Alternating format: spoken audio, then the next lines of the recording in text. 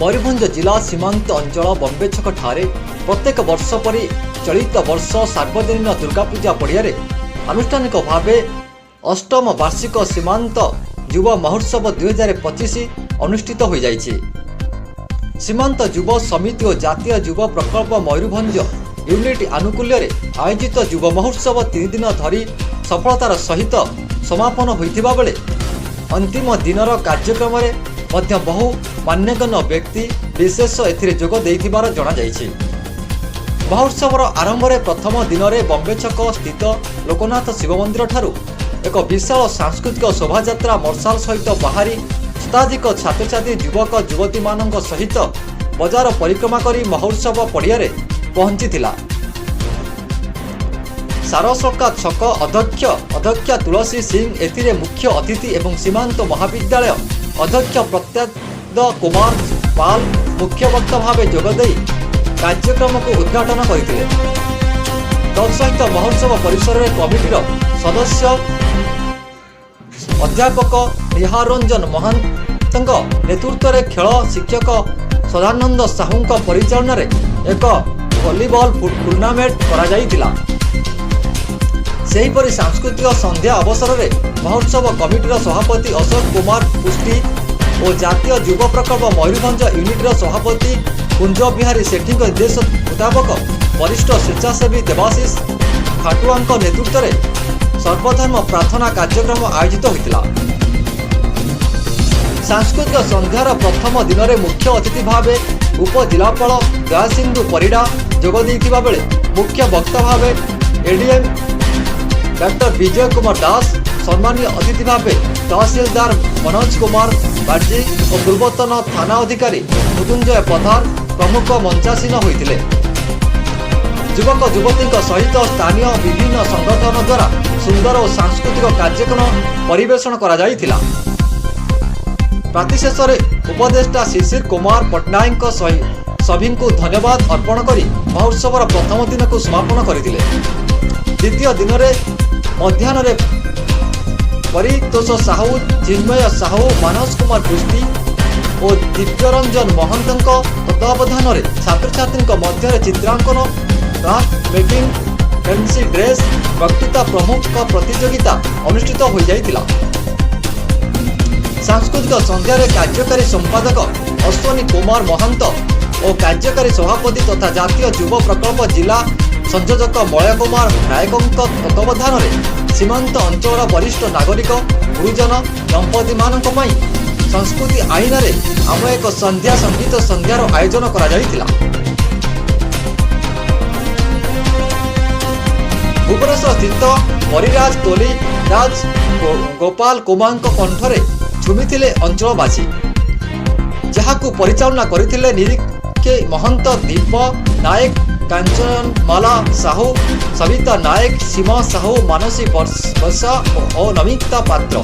सेहीपरि द्वितीय संध्यारे स्वतंत्र अतिथि भाव मयूरभंज महाराज प्रवीण चंद्र भंजदेव जोग देइथिबा बेले मुख्य अतिथि भाव पूर्वतन केंद्रमंत्री विश्वेश्वर टुडू पूर्वतन सांसद इंजीनियर रामचंद्र हासदा एवं पूर्वर सम्मानीय अतिथि भाव युव आइकन युव नेता जितेंद्र महांती प्रमुख मंचासीन होते।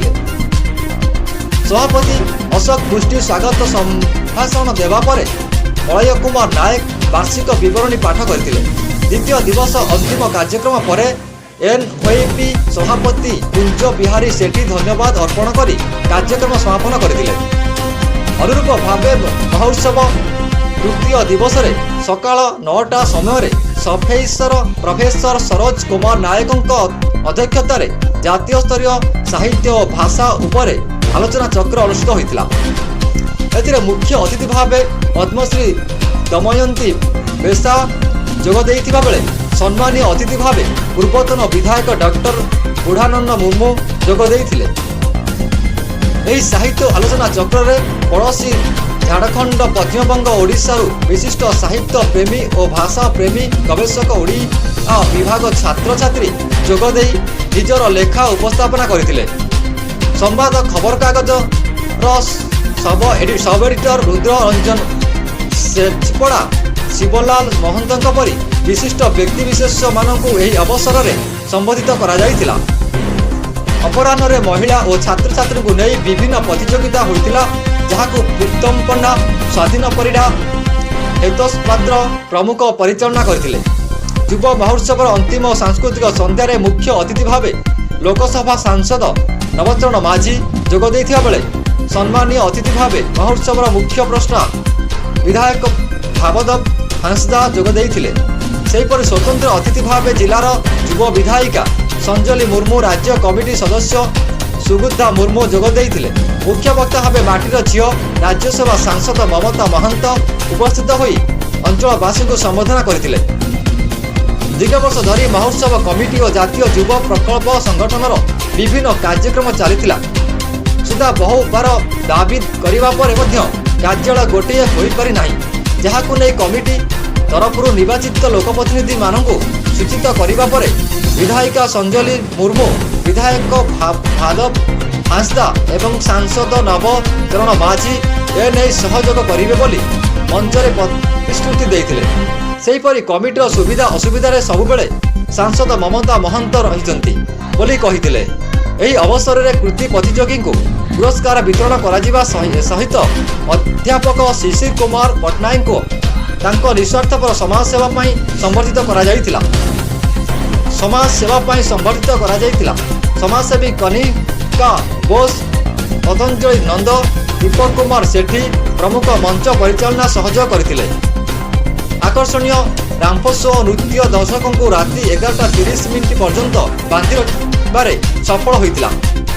श्रेष्ठ स्वेच्छासेवी भावे सीमांत महाविद्यालय और शरतपाल कॉलेज रे स्वेच्छासेवी को प्रमाणपत्र सह उपहार प्रदान करथिले।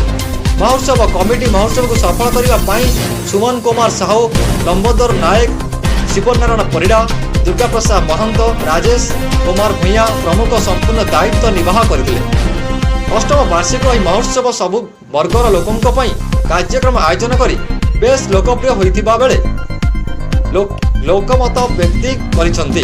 स्थानीय अंचल ब्रिगेड स्कूल सरस्वती शिशु विद्या मंदिर लिटिल स्टार प्ले स्कूल सीमांत महाविद्यालय झारपोखरिया सरकारी उच्च विद्यालय जाभियर स्कूल माउंट भेली प्रमुख शिक्षानुष्ठान सामिल होई कार्यक्रम सफल करथिले।